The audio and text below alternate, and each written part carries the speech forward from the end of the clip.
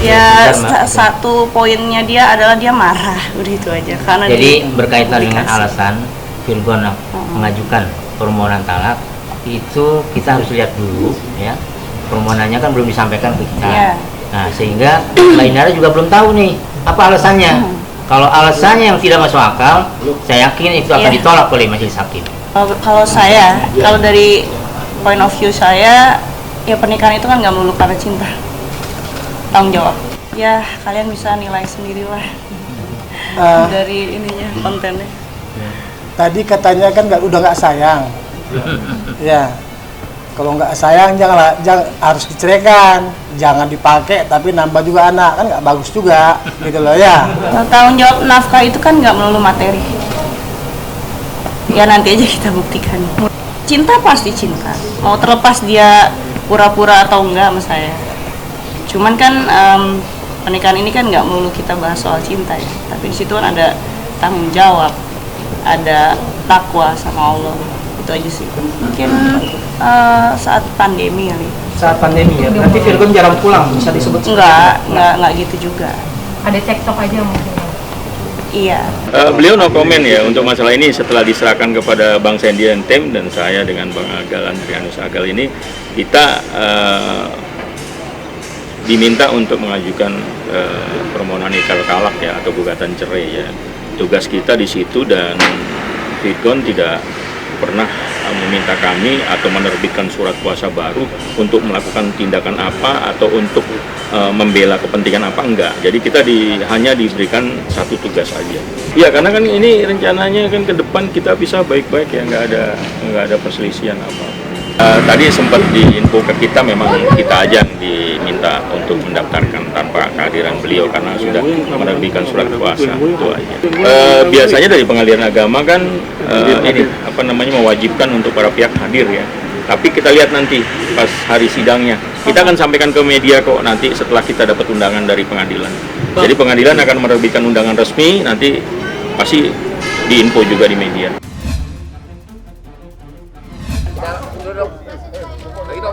Putar-putar dikit. Ya, oke, bentar.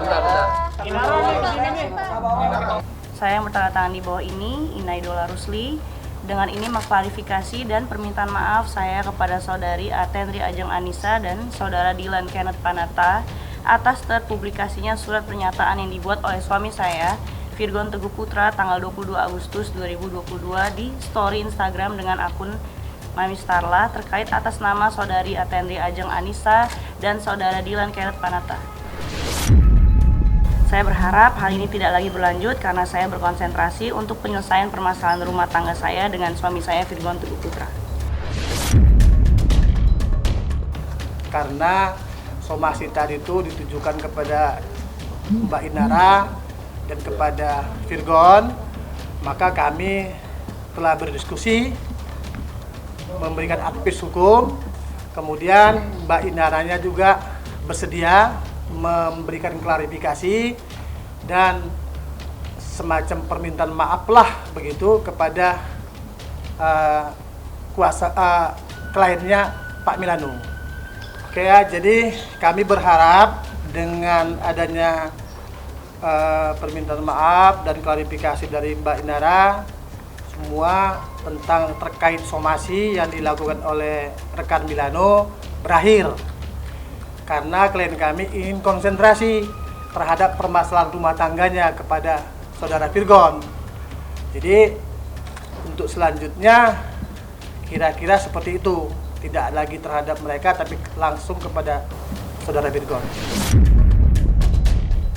Ya, kita minta maaf terkait Karena di blog nama tadi ya. terkait pencantuman nama, ya, nama di sosial media. Itu kita terkait pencantuman nama itu kita minta maaf. Berarti Tapi untuk perkara Virgon itu berbeda. Kita tetap akan melakukan langkah-langkah hukum kepada saudara Virgon. Kira-kira begitu. Gini, hubungan klien kami hanya pertemanan dan ketemu dengan istri Virgon juga sekali ya, baru sekali ketemu. Nah, pada waktu kita belum tahu pasti ya seperti apa. Pada waktu pertemuan antara Virgon dan istrinya, pengakuan itu dibuat seolah-olah bahwa orang ketiga itu adalah klien kami. Padahal tidak ada kaitannya dengan klien kami antara permasalahan mereka berdua. Dan saya tegaskan, klien kami tidak merupakan orang ketiga. Bukan pelakor seperti yang diberitakan, seperti yang dibikin di dalam pernyataan itu. Bahwa ada pun perempuan lain, ya silakan tanya Virgon, siapa sebenarnya. Tapi bukan klien kami. Tapi yang ditulis di dalam perjanjian itu adalah klien kami. Makanya klien kami sekarang jadi korban. Baik di sosial media maupun pemberitaan-pemberitaan sampai ke keluarganya. Termasuk ke pacarnya juga menjadi korban. Ini harus diluruskan. Makanya kami kasih kesempatan 2x24 jam. Kalau tidak, kami akan melakukan tindakan hukum kepada Virgon dan istrinya. Sedih sih, sakit sih, sedih. Mudah-mudahan ini menjadi apa ya? Susah sih, tapi kalau gue ngomong panjang lebar juga percuma ya kan.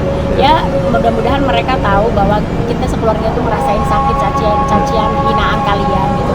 Dan kalian tidak tahu apa yang terjadi dalam keluarga gue. Bagaimana kita saling menyayangi, saling ngebonding. Nggak pernah ada yang namanya berantem di dalam keluarga gue. Keluarga besar, nggak ada yang namanya berselisih.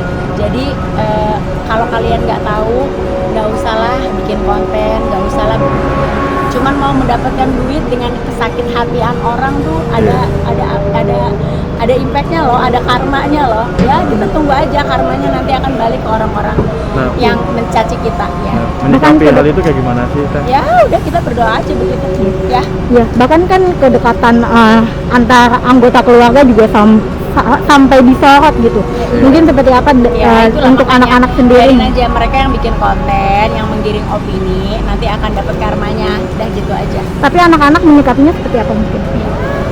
Iya santai, nggak santai lah ya.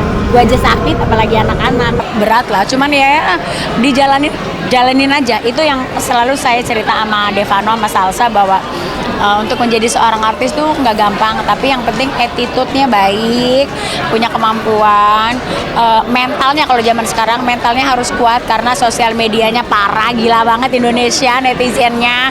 Jadi kalau umpamanya mentalnya nggak kuat bisa gila, tapi ya itu harus ya awal, tapi sekarang nggak. Kalau kakak kayak mama dong kuat kan lo. Iya.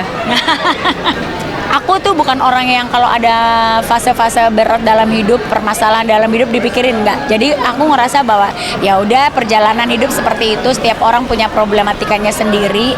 Jadi tergantung bagaimana kita menyikapinya. Kalau aku bawa santai aja.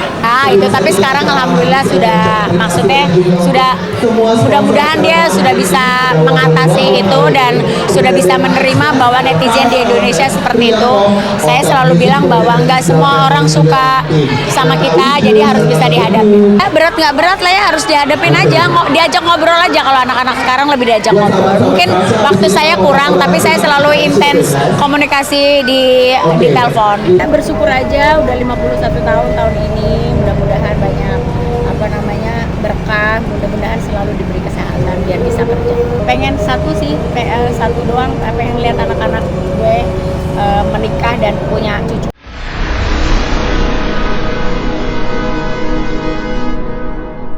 Jadi jangan lupa untuk subscribe Cumi Cumi. Ditekan ya tombol lonceng merahnya.